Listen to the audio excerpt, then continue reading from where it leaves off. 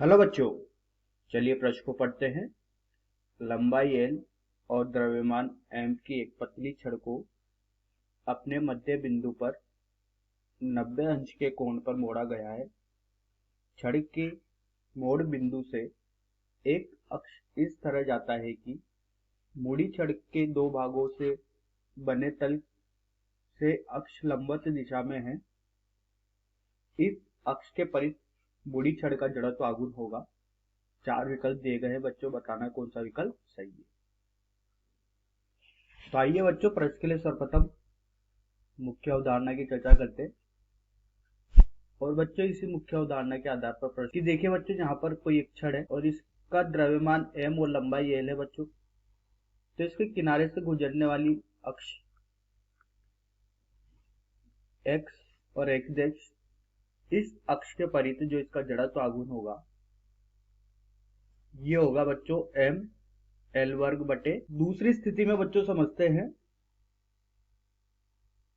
लंबवत। तो देखिए बच्चों, लंबवत अक्ष का प्रमेय क्या होता है। ये बच्चों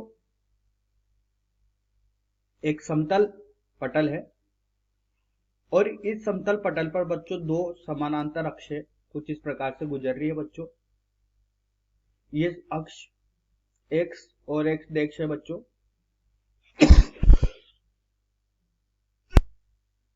ये अक्ष बच्चों x और ये y' से बच्चों। ये दो एक समतल पटल पर बच्चों दो समानांतर अक्ष है, इसी के तल में, समतल पटल के तल में ही। और एक अक्ष बच्चों इस समतल पटल के लंबवत कोई अक्ष है बच्चों। ये अक्ष लेते हैं बच्चों z डैश। बच्चों ये लंबवत है।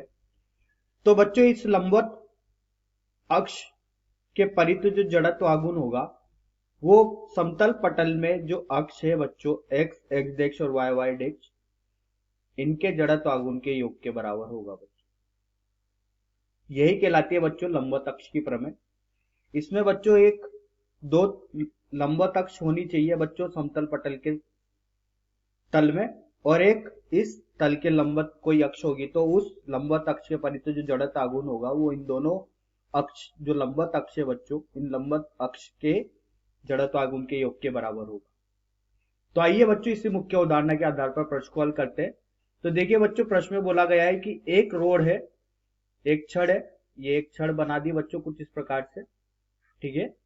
अब बच्चों इसका द्रव्यमान m और लंबाई l है। इसको बच्चों दो भागों में बांट दिया जाता है, तो इसकी लंबाई l बटे 2 हो जाएगी। तो देखिए बच्चों, यहाँ से इसको दो भागों में जब बांटा जाता है तो इसको कुछ इस प्रकार से मोड़ दिया जाता है बच्चों। ये कुछ इस प्रकार से मुड़ जाएगी बच्चों यहाँ से। तो देखिए बच्चों, जब यहाँ से मुड़ेगी तो एक अक्ष तो बच्चों ये हो गई x और y अक्ष बच्चों ये हो गई है, ये x अक्ष हो गई है बच्चों, ये y अक्ष हो गई है। और इनके किनारे बिंदु से गुजरने वाली जो लंबवत अक्ष है z, इसके परित जड़त्व आघूर्ण बताना है। तो देखिए बच्चों, ये जो द्रव्यमान होगा ये m बटा 2 हो जाएगा और लंबाई l बटा 2 हो जाएगी बच्चों। इसको समरूप तरीके से बच्चों मोड़ा गया है, इनके किनारों पर बीच में से मोड़ा गया है बच्चों। तो ये जो x और y अक्ष के परित जो जड़त्व आघूर्ण होगा बच्चों ये बराबर होगा, क्योंकि बच्चों इनका जो अक्ष है वो भी बराबर है और इनके द्रव्यमान और लंबाई भी बराबर है। तो चूंकि बच्चों यहाँ से जो जड़त्व आघूर्ण होगा x और y अक्ष के प्रति वो क्या होगा, इन दोनों छोरों का समरूप होने की वजह से बराबर होगा। अब देखिए बच्चों, अगर यहाँ से ये अक्ष अगर मान लीजिए किनारों से गुजरती तो इसके परित जड़त्व आघूर्ण होता m l वर्ग बटे 3 के बराबर होता। अब देखिए बच्चों, यहाँ पर इससे गुजरने वाली लंबवत अक्ष के परित मतलब z अक्ष के परित जो जड़त्व आघूर्ण है वो बताना है। तो देखिए बच्चों, यहाँ से एक अक्ष के परित जड़त्व आघूर्ण निकाल लेते हैं, ये होगा m बटा 2। तो देखिए बच्चों, यहाँ से जो स्थिति बन रही है वो कुछ इस प्रकार से बन रही है कि देखिए जो ये अक्ष है ये इसके किनारों से गुजर रही है एक छड़ के, और एक छड़ के किनारे से गुजरने के बाद ये इसका जड़त्व आघूर्ण m l वर्ग बटे 3 के होगा। तो द्रव्यमान यहाँ पर m बटा 2 हो गया है बच्चों, लंबाई l बटे 2 इसका वर्ग हो जाएगा बटे 3 के। तो ये किसी भी एक अक्ष के परित इसका जड़त्व आघूर्ण यहाँ से जो हल करने के बाद निकल के आएगा बच्चों, ये निकल के आ रहा है। देखिए i y बराबर m l वर्ग बटे 24।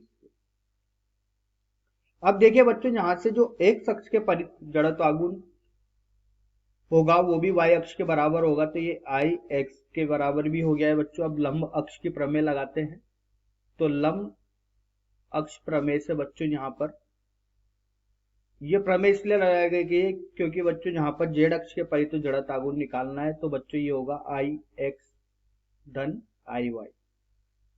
तो i z बराबर हो गया बच्चों 2i y के बराबर हो गया है बच्चों, चूंकि i x किसके बराबर है, i y के। तो बच्चों 2 गुना i y का मान है बच्चों m l वर्ग बटे 24 के।